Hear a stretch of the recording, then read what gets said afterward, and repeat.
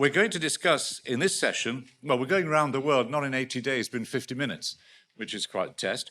And we're going to try and discuss the influence of religion on world affairs and indicate three things, really. We're going to try and first look at some of the sort of myths that exist.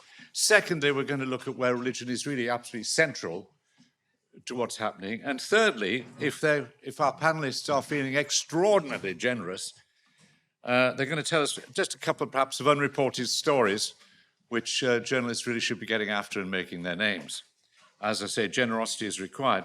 I hope all our guests are in the audience. If I could ask them to come up and join us.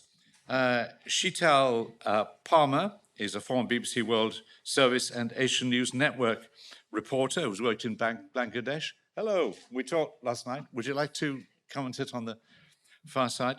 Muddassar Ahmed is the founder of Concordia Forum for Western Muslim leaders. Welcome, sir. By the way, could you pick up the microphone and Muddassar, and just tell us a little bit more about your organization, because a lot of people might not have heard about it. Just if you tell us a few words, because it's specifically for young Western Muslim leaders, is that right? Yeah, sure. So I'm the founder and president of something called the Concordia Forum, which is an annual retreat, which it's been running for about 15 years now, that brings together senior media, political, corporate, and social figures for 4 days of fun and strategizing. I might join you. I might change if it's fun. Chine McDonald is director of Theos, the Christian think tank, and before that with Christian Aid. If you possibly like to join us. And I'm hoping elsewhere is Michael Weger. Are you with us, Michael? Not yet. I hope Michael will turn up. Michael is obviously is the chief executive of the Board of Deputies of British Jews, and will be joining us, I hope, shortly. Just thinking very briefly about the subject matter, according to a Pew Forum, which I'm assured by the Theos think tank is entirely reliable, 84% of the world is religious, and that figure is likely to rise to 90% by 2050. So the purpose of this session is to, stop us being Anglo-centric, as it were, to wake up to the significance of what's happening around the world and the role that religion plays in that. And we're going to sort of have a run round if we can. I thought we'd start by trying to have a quick run round with our guests about the myths, some myths and misunderstandings that a lot of people have and that they meet in the media, and just knock them on the head for a bit of fun. So let me start, first of all, with Sheetal. Give me a couple of myths that are widely believed and you think are bonkers. Okay. Well, I'm going to be very out there, okay? India is not a poor country, believe it or not. It really, really isn't. It's up there in GDP. It's up there in terms of employment and all sorts of manufacturing. Yes, there are pots of deprivation and a lot of them, but India is by far more of a superpower than we give it credit for. Do you want another one, Roger? Divisions between groups of people in India are not always religious, believe it or not, although we are led to believe that because of its history. But there are nuances which are often ignored by the media. India is not just about Bollywood and yoga. There's much more to India than those two cultural icons, if you like. And it would be, however, true to say that the BBC is not popular with the government of India at the moment. That would be a truth, yes? Absolutely the truth, yes. Right, okay. Muddassar, can you give me some myths you'd like to bash on the head?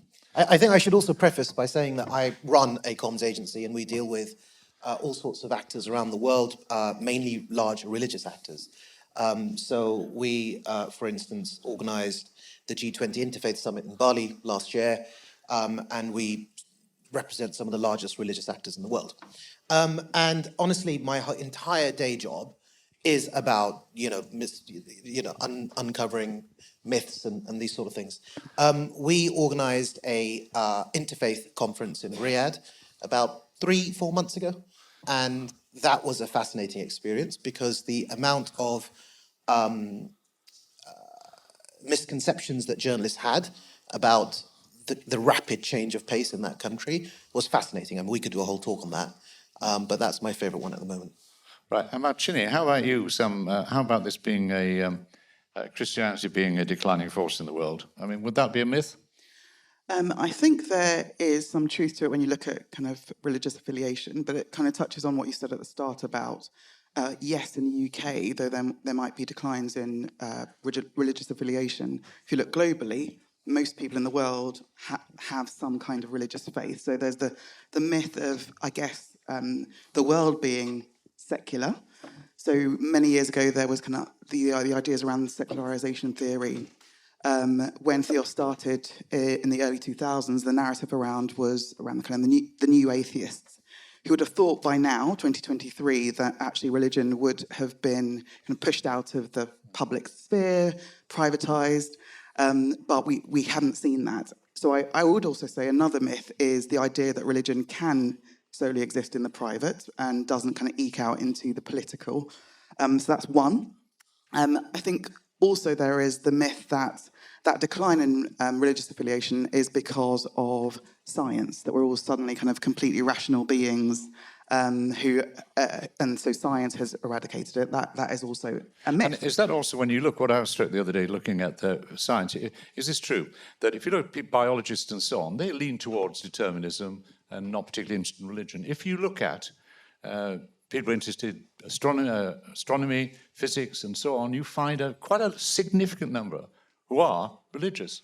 Yes, so I had this conversation actually last week with Robin Dunbar, the evolutionary psychologist, who said that, yes, physicists tend to be religious, and because they operate in this world where there is an unknown, where there isn't kind of the binary, we don't really understand what's going on, so the kind of idea of mystery. And it's like the sort of, not the old idea of the great clockmaker, was saying the sheer beauty.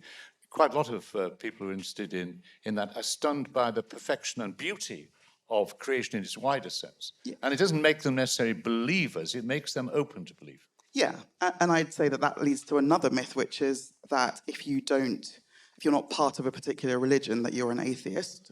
We've done research at Theos that shows there's a lot going on within that category that maybe we can come onto later. People are spiritual, believe in something, they don't necessarily want to be part of a church or a religious faith. And just finally, I think another myth is the myth of neutrality, that actually everything other than religion is neutral, when actually we all bring our own kind of worldviews, beliefs, baggage. We've got a saying at Theos that is nobody stands nowhere. Nobody stands nowhere. Right, I'll try and remember that. Michael, if I'm asking about myths and misrepresentations, we could spend a few weeks on this one from your perspective, but could you add a couple? I mean, what, for example, most people presumably don't know how many Jews there are in this country. That's right, including the Jews. So we estimate there are about 270,000 Jews in the UK. There's lots of data showing that when you ask people who have got no idea how many Jews are in the UK, you'll hear 3 or 4 million. And that tells you something about how myths and stereotypes have some danger. Jewish community actually has declined since a peak of 450,000 about 30 years ago, but it's reached the bottom. It's now actually starting to rise again, and we're seeing a change in the demographic picture. That's largely due to fertility rates within the Orthodox community. So globally, Jews, like most other people in the Western world and much of the developing world, are having fewer and fewer children. Interestingly, the state of Israel and Orthodox Jews generally around the world buck that trend, and that's rather interesting. A second myth I think is really important is that it's a mistake to characterize Judaism only as a religion. I mean, there are many, many Jewish people who do not think of themselves as a religion, but think of themselves as an ethnicity. My own preferred word is a people. We are a people which has an ethnic dimension, a national dimension, and a religious dimension. But it's perfectly possible to be 100% Jewish and have zero faith in God and not be religious. It has other parameters to it. And just finally, which is a really important point to this question relating to media, very often when Jews are portrayed in the British media, one sees pictures of ultra-Orthodox men. Now, ultra-Orthodox men are 100% a legitimate portrayal of the British Jewish community, but it represents about 15% of British Jewry, all ultra-Orthodox people in general. And there's been some quite good work on that recently, trying to encourage media to be a little bit more broad-minded about how Jews are represented. And the old, statement, if you have one Jew in a room, you'll have an argument. You try and represent all Jews, don't you? I mean, you're not specifically, like the chief rabbi or whatever, related to a particular dimension of Judaism, whatever. You have to somehow bridge the lot. Yeah, that's correct. So the Board of Deputies, which I have the privilege of being the chief executive, is the voice of the British Jewish community, and we consult widely throughout the Jewish community through our deputies who are elected from synagogues and other communal organisations. We are underrepresented from the ultra-Orthodox community, and that's a shame. We do have one... That's their choice. That's their choice, 100%. We do have one deputy from the ultra-Orthodox community, and we have many deputies who are Orthodox, what we would call Central Orthodox or Modern Orthodox. But we have many deputies who are from that world, from the Reform and Progressive world, from the Masorti world, and there are many deputies who are secular, who would not describe themselves in any way as religious. Well, let's move on to that second area, if we can, about where religion does have a significant impact or effect on world events, because it may be that people say the cause is religious, it may be something other than that. But let's explore, particularly if we start with you, Sheetal, about India at the moment, where we do have a Hindu nationalist party in power, BJP, for a rather long time. And reading the papers from this point of view, and the media, whatever, it would seem to be a government which intends to extend the power and influence of Hinduism in India. Is that your reading of it? That it actually, this is not just power play, there is a religious purpose going on here? Well, since the BJP came to power, I think its whole ethos was, let's bring Hinduism to the fore. Now, that isn't just the role and responsibility of the BJP, but they've certainly taken it on. But there was an undercurrent before the initial election in 2014, where there was a sense that Hinduism was being pushed aside. And that could be politically, because there was a Congress party in power for many, many years, and they enacted the secularization of India. India is a secular country when it comes to its constitution. But also from I was aware of a growing awareness of the population, both here, so NRI, so British Indians, here and in America, who were saying, you know what, actually, Islam is getting a lot of attention right now. What about Hinduism? And that's the crux of it. But also there were lots of things going on politically, socially, economically, where it was felt that there was a need for Hinduism to be brought forward, to have a national identity, if you like, that was much more Hindu. But this is the situation, despite that in 1947 and the separation off of Pakistan and then Pakistan and Bangladesh to be a specifically Islamic republic or state, there was that commitment originally by Nehru and the Congress Party to maintain a secular India, in which, of course, there are significant numbers of Sikhs and there are still Muslims with India itself. So is this simply a party which is trying to strengthen its Hindu base? Or is this a party that's trying to move India to becoming in some way a Hindu state? It's a party that has already strengthened its Hindu base because it is essentially Hindu, and its ideology is Hindu and Hindutva. Okay, so that's, everything that the Hindu ethos, be that something that is morally sound, that is militarily sound as well, but also because it believes, the BJP wholeheartedly believes that India should be a Hindu nation. Yeah. But it can't be, ultimately, can it, without terrible conflict? I mean, let me declare a bias. When I was researching and looking at the separation of India, division of India in 1947, and looking at the horrors that were committed, there was a temptation for the British to believe it was their fault. and clearly the British have a large level of responsibility. But actually, when you looked at it, you're looking at hatreds that go back even before the British were there. Depends how you look at it, actually. But I'm saying the hatreds, when you look at it now, those hatreds are still there in India in a perhaps more modified form. Is that true, or is that my accepting a myth? There are nuances that often aren't discussed when it comes to divisions between Hindu, Sikhs and Muslims. On the whole, yes, they did fight each other. Yes, there were wars, as there were in this country as well, between different peoples. But on the whole, there was a level of acceptance and there was a level of we live side by side, which has been exploited. I'm gonna put myself out there, and was exploited by the British Raj, and we are seeing the effects of that still.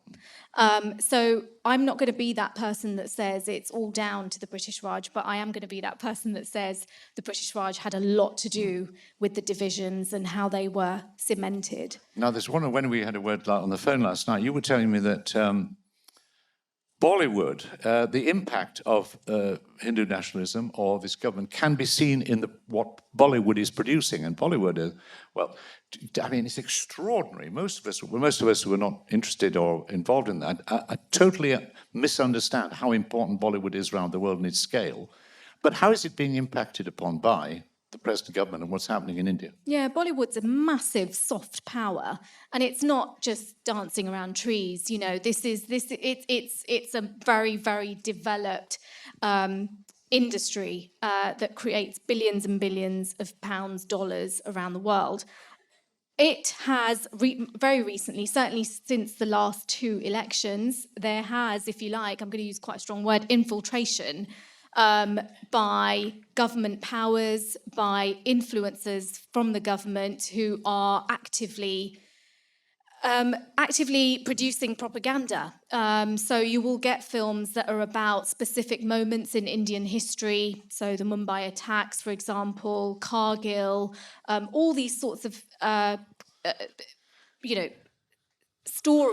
news stories that have happened where there has been division and conflict between India and Pakistan specifically, or Hindus and Muslims. And that is something that they have jumped on. That's something that a lot of actors have jumped on. And it's really interesting to see the level of influence. And it's not, this is something the audience has noticed as you well. get funded for certain projects which reflect the view of India of the main government party, and somehow the funding dries up when you want to do anything which is challenging, or actors say it's not worth my while. Yeah. There seems to be a lot of money available for certain types of films, put it that way. Right, okay, thank you very much for the moment. Moving on to you, Muddassar. I speak as somebody who in 1979 didn't think it was very significant that a certain Ayatollah got on a plane from Paris to Iran. I didn't even know. When did I learn about this Sunni-Shia split? So how essential, let's start with that if you like, is an understanding of that to the reporting of the Arab and Middle Eastern world at the moment? Because I don't think a lot of news journalists really understand that. No, I agree with you.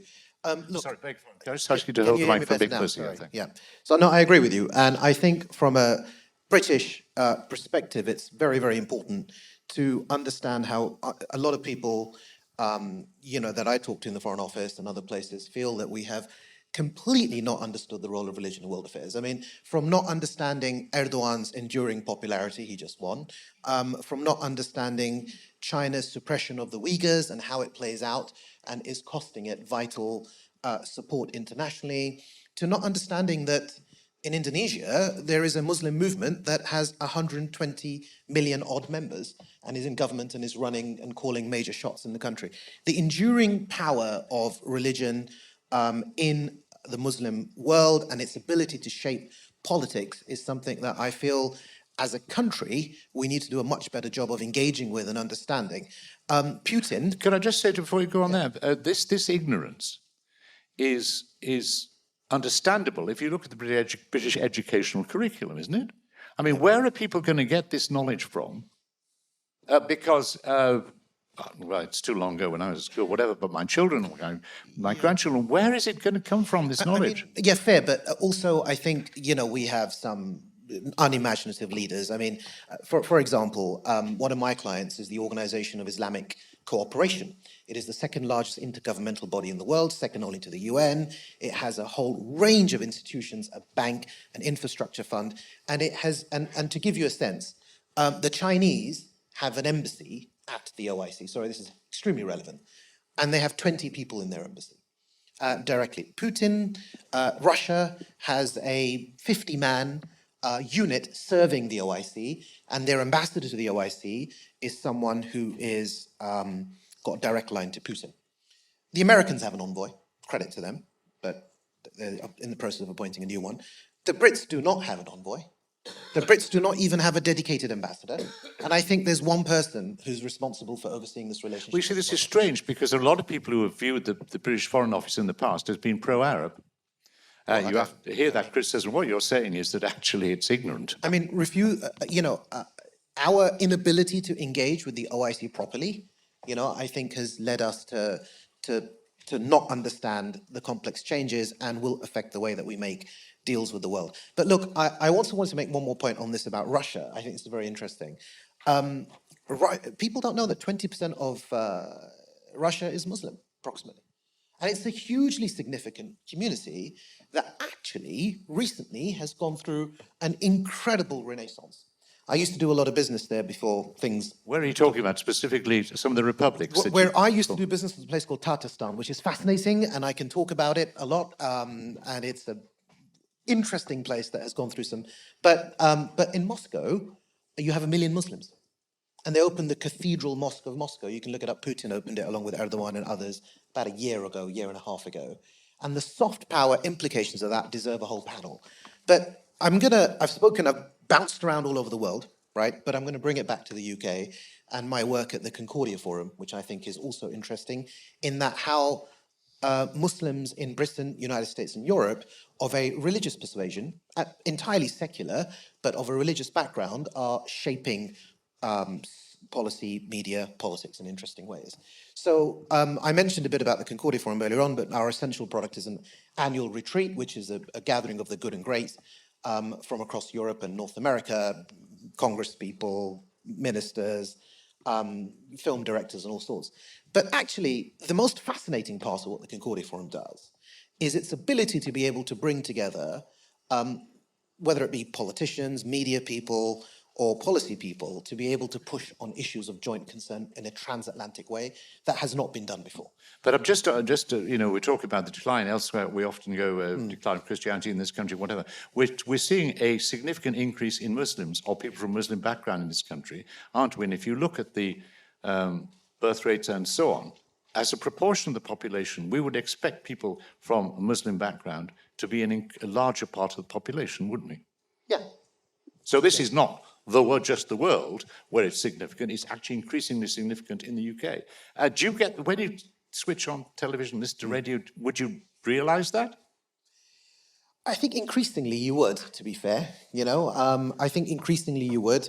I do think that this is a matter of intense debate, but I do think that we're over the whole Muslims are terrorist narrative, and I think we're kind of coming out ahead of that, and there are a lot more positive stories that are emerging, and I think this is leading to a sense of confidence, and it's leading to a sense of belonging that I think we're seeing, and we're going to see rocket over the next 10, 15, 20 years. And do you think it also reflects a frustration that the image that, I'd say most people, so many people have of Islam is defined by a particular country and a particular form of dress and a particular form of very conservative interpretation of Islam? Is that a real frustration for you? Yeah, but I mean, it's a generational thing, I think, largely, and I think we're moving beyond that. And I think that, what's more interesting for me is how Muslims are redefining their own identity in fascinating ways in the West, and are contributing to culture, politics, music, art, film. And this is, in turn, creating a exportable interestingly, I think what's fascinating here is it's creating an exportable identity. So, for instance, I do a lot Sorry, I of work. don't understand that. Can you I'll explain that to me? I'm just going to, yeah. So I do a lot of work in Malaysia, for instance. And the most popular Islamic clerics in Malaysia, the two most popular Islamic clerics in Malaysia, are American. Are American. Transmitting from America. And traveling. I met them both there recently. I mean, traveling back and forth. Yeah. And British clerics, due to the power of social media, again, this is a whole new topic, are influencing the way young Turks are practicing their religion, even young Saudis. There is an extremely popular podcast in Saudi that I'm going to be on soon, which interviewed a British Sheikh Abdul Hakim Murad, who runs the Cambridge Muslim College in Saudi Arabia. And it was extremely popular. It's called the Mo podcast. You can look it up. It's the #1 podcast in Saudi Arabia right now. So the British Muslims bought and, living here in a secular, democratic, liberal, free societies, are forming unique identities that are becoming a blend and that I think are becoming a fascinating export. And I'm seeing this play out in front of my eyes every single day in the Muslim world. So that, I think, is also interesting. Can I come across you, Michael, at this point and talk about Israel, and also there is a perception. Tell me if these two things are wrong. These two things are wrong. First of all, there's a perception that one of the largest increasing groups in Israel now are the Orthodox, and secondly, that Israel has to, in the next decade, face a decision about whether it can be a Jewish state and a democracy at the same time, or it has to choose between the two. Is that a fair summary? So I do think it's fair to say that the Israeli Orthodox population is growing. It doesn't seem to be growing at a rate which I think some people thought it was going to grow some years ago. But it's for sure, spending time in Israel, and I go there pretty often, one does feel that the Orthodox presence is growing. The real question, I think, in that regard, is not the percentage of Israelis who are Orthodox, which, by the way, is probably under 20%. I mean, people should be clear about that. It's not like 70% of Israelis or 80% are Orthodox, about 20% are Orthodox. The real question is, what will be the relationship between their orthodoxy and their commitment to being part of the sort of the liberal democratic infrastructure within Israel? And that's a debate that's been going on in Israel for a long time and has become more intense. The second part of your question, I think, is very real. I'm not sure it's something about the next decade. I'm sort of reluctant to frame it in those terms. But of course, Israel has spent the last 75 years traveling on this line between being a liberal democracy and being a Jewish homeland. And there are different voices saying different things in there. And those who are watching the news, following the news, you'll know there have been demonstrations in Israel going on for the last 23 weeks, bringing hundreds of thousands of people sometimes onto the streets to defend Israel's democracy and the Supreme Court specifically against what is seen as an attack on it, not exclusively, but quite significantly from people coming from the Orthodox world, although backed, of course, by the Israeli government. And right now, the president of Israel is conducting some sort of discussions, negotiations to try and create some sort of compromise between people who want to see changes to the Supreme Court and those who want to more or less leave the situation as it currently is. That's a very, very intense debate going on in the country right now. And it is a debate about the future soul, in a way, of Israel, isn't it? This is not a small argument. No, it's not small at all. And in fact, you've had hundreds of thousands of people on the streets over the last 5 months, I think, demonstrates to how much it's not a small point. People who are not following this story in Israel are really missing an enormous story that's going on there now. And it's also a story because, please explain to me about the relationship, seems to me a great paradox. There isn't a written constitution, so there are lots of things can be argued about. You don't have to change the constitution in a way to change the constitution. You've also got the role of the Orthodox who wish Israel to become more, if you can put it, those a religious state, but do not believe that they should contribute to the army, taxation, a whole raft of other things. So it's a.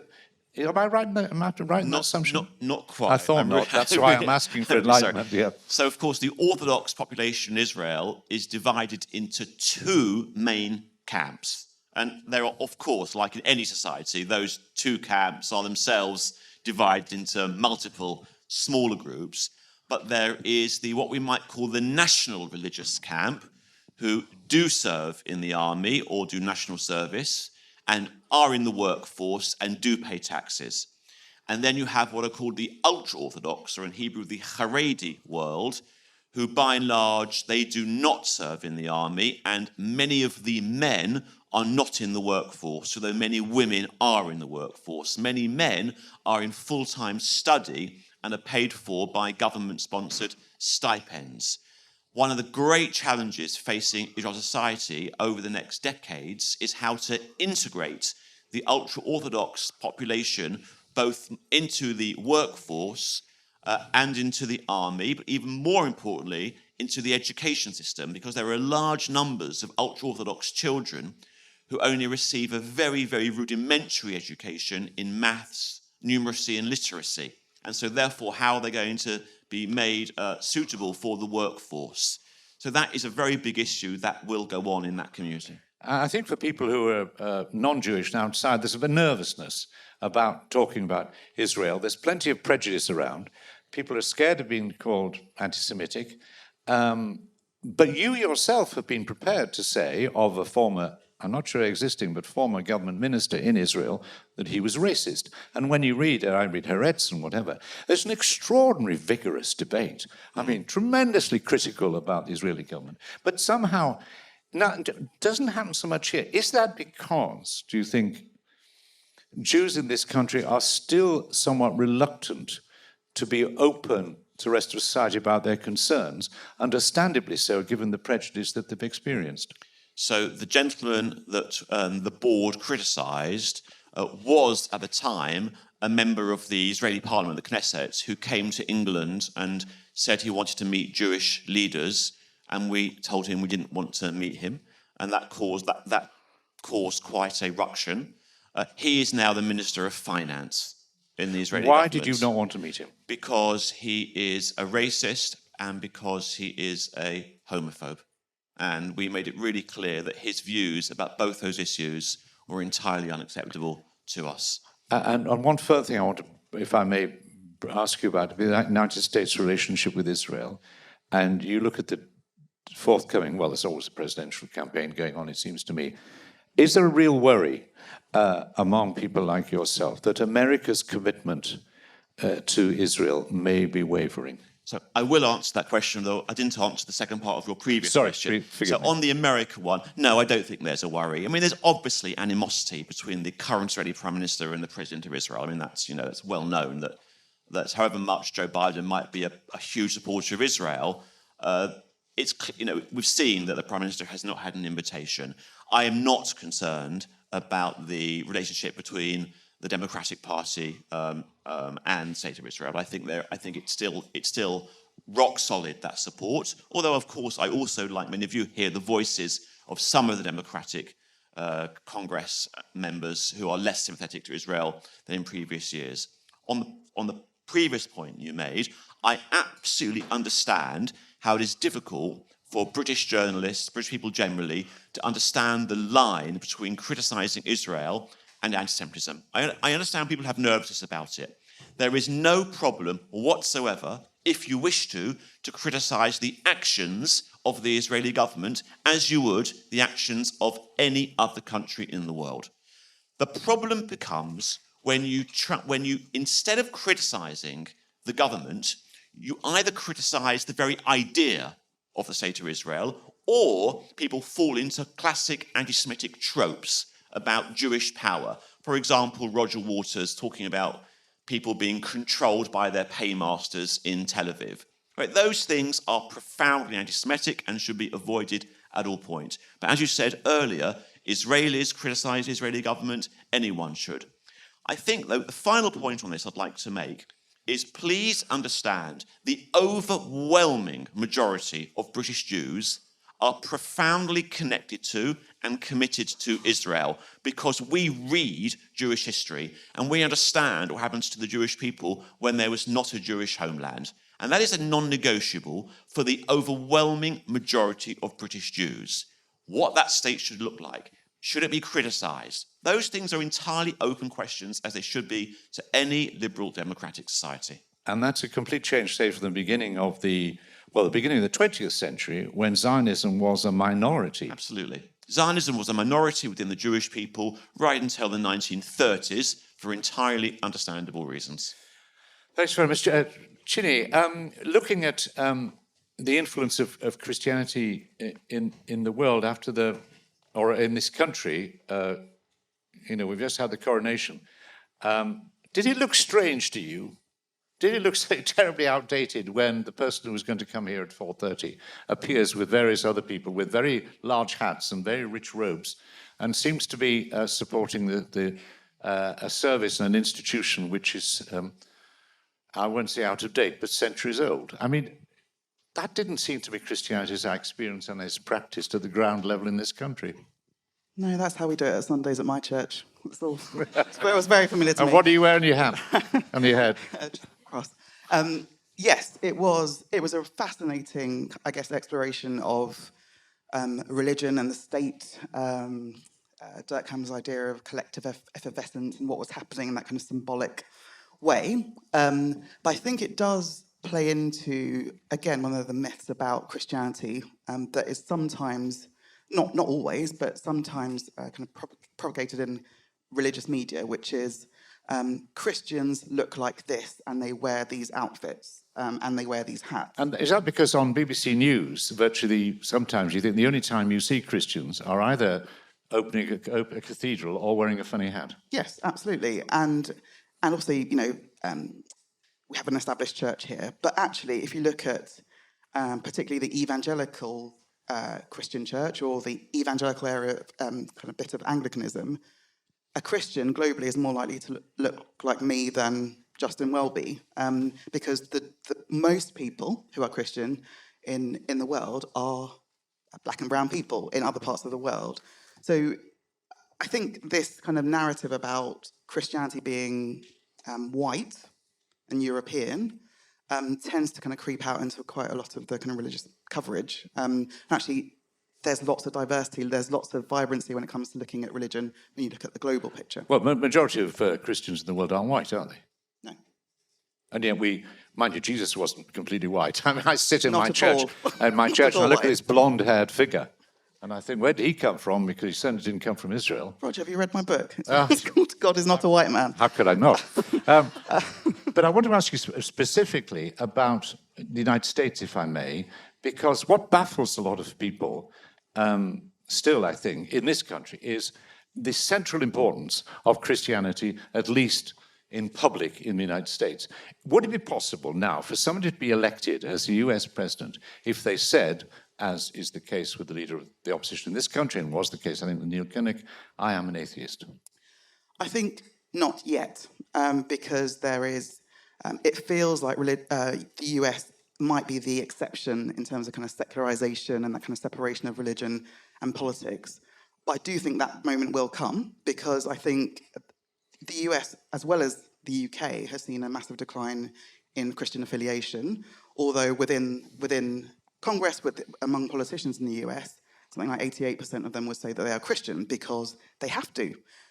So, Trump courting the... Yeah, they have to, because if they don't get voted for. So doesn't that say something? Yes, so there's still something very ingrained within American Christian culture.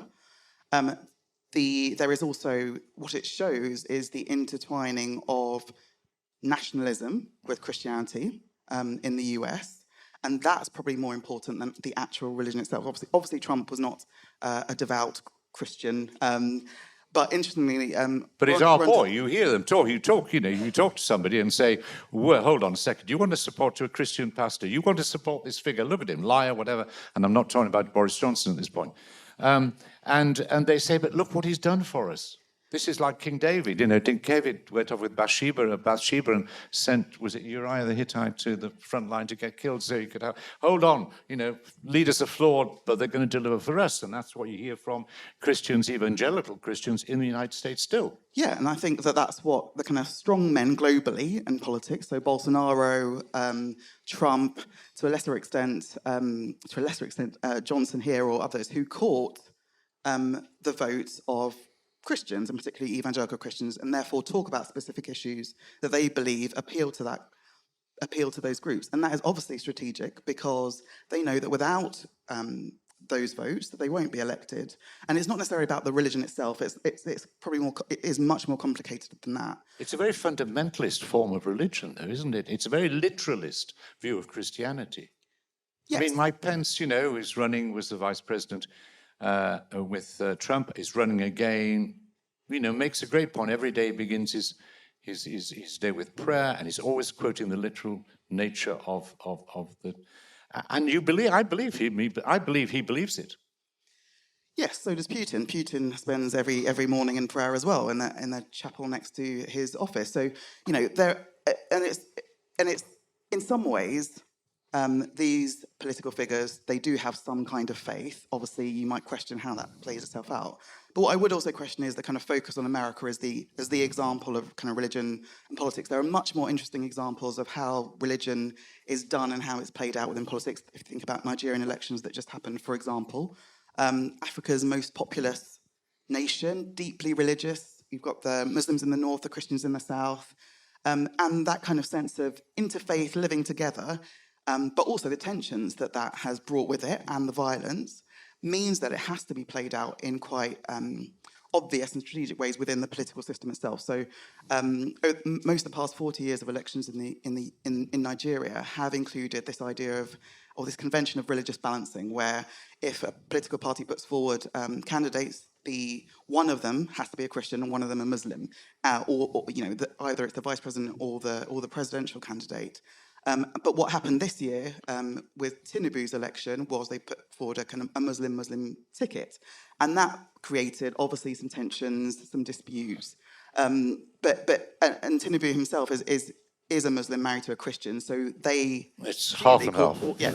Tried to court both. So what I'm saying is political leaders, especially as they seek election, need the votes of religious communities, and that's part of why religion has an influence in global affairs. Even if you may doubt their own commitment, the reality is if they don't attend to those communities, they will lose. Yes. I mean, we've been around the world in about 42 minutes now. We've got about 8 minutes left to try, I'm afraid, terribly quickly ask you all for stories that you really think need a greater prominence, if you like. Perhaps you'd give us any journalist listening wants a commission. This is the chance. By the way, there's a very good presenter on the end who's maybe available too. Okay, so I'm going to talk about something that has gone under the radar a little bit. It does get reported on, but it's very kind of... You never get to the crux of what the actual issue is. And actually, it was the Times of India that estimates that around 70% of Sikh youth in Punjab state in India have been affected by drugs. Staggering figure when you think about the population. 70%. Because there's a massive, massive opium trade in that state and has been for decades. Often it's because it's a route. So if they can't go through Afghanistan, they come from Afghanistan through India and then various means out. And what's happening is, it's had all the issues that you would associate with drug use. So, murder, gang violence, prostitution, all sorts of crime, but also, unemployment, alcohol problems, etc. And often governments have kind of just thought, oh, it's one of those things we can't really deal with. It's going too far back. How do you sort this problem out, the root of the issue and all that kind of thing.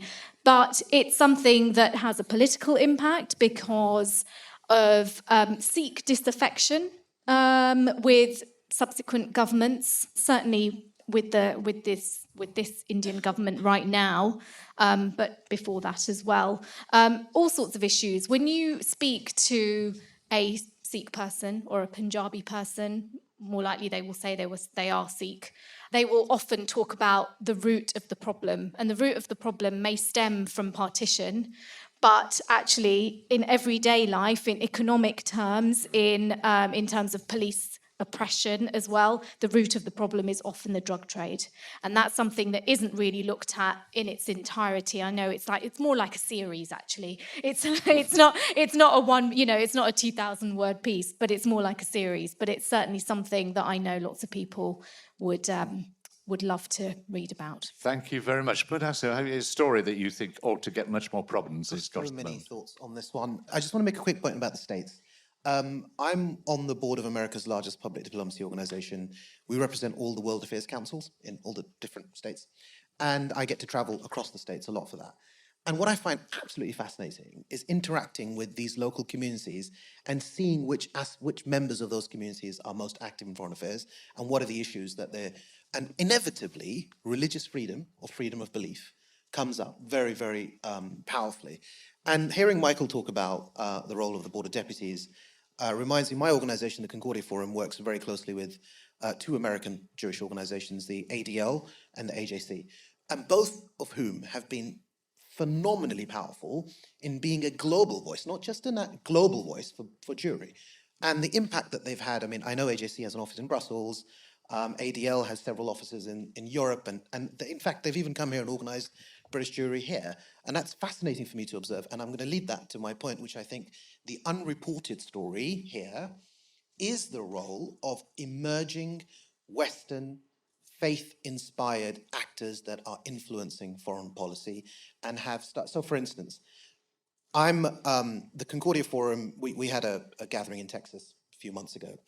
One of the keynote speakers was the founder of something called The Gathering. So look up The Gathering. The Gathering is a group of American evangelical multi-gazillionaires that get together once a year and think about how to spend their billions on, pushing it. And so the Concordia Forum doesn't have billions, but we kind of have started working with them to see where our interests align. I'm on the board of an evangelical foundation of all places, Grand Rapids, Michigan. And Grand Rapids, Michigan is a hub of evangelical activity in the United States. A lot of people made their money through furniture, and the kinds of amounts of money we're talking about have incredible ability to be able to shape things as far afield as India. Now, a lot of it goes to proselytizing, clearly, but a lot of it now isn't going to proselytizing, and I think we need to see how this uncovered. We know the Mormons do this a lot anyway, and many other Christian groups, but now you've got Jewish, Christian, and US Muslim groups doing this, and I think we need to look into their impact more. So, Chine, you gave us a good story. I didn't understand fully about Nigeria for a start. Have you got something else you think really is insufficiently or underreported? I guess this isn't kind of a specific story, but it's about the ways in which we tell stories about religion globally. I think what we need to understand is that religious belief isn't just about a belief that exists in your head. It has an impact on how we think human flourishing should play out. There's lots of stories from all over the world about how Christians and people of faith are having an impact in their community. So in the UK, the church runs food banks, street pastors, but works with the homeless, because it's about how we think the world should be. Often women are kind of at the core of that work.